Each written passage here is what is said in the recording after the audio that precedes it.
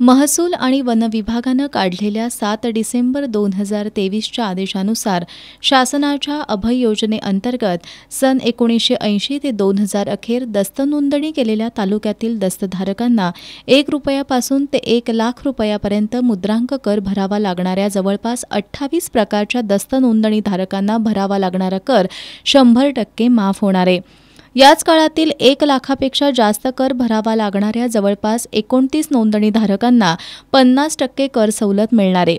या योजनेचा पहिला टप्पा 1 डिसेंबर 2023 ते 31 जानेवारी 2024 तर दुसरा टप्पा 1 फेब्रुवारी 2024 ते 31 मार्च 2024 अखेर आहे।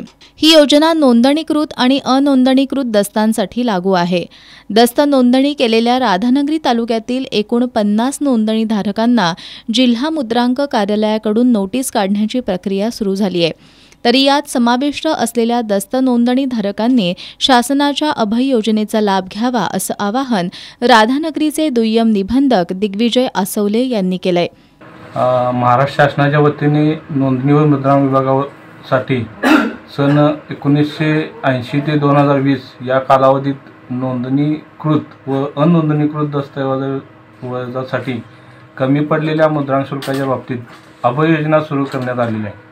या अभय योजनेचा कालावधी 1 डिसेंबर 2023 ते 31 मार्च 2024 असा आहे आणि या कालावधीमध्ये 1 लाखापर्यंत ज्यांना मुद्रांक शुल्क भरावे लागणार आहे ते सर्व माफ केलेले आहे व 1 लाखाच्या वरील जे मुद्रांक शुल्क भरायचे आहे त्यासाठी 25% माफी व त्याच्यावर दंड जो आकारला जातो त्याला 90% माफी दिलेली आहे आणि या योजनेचा लाभ सर्व राधानगरी तालुक्यातील नागरिकांनी घ्यावा असे आवाहन मी नोंदणी विभागामार्फत करीत आहे।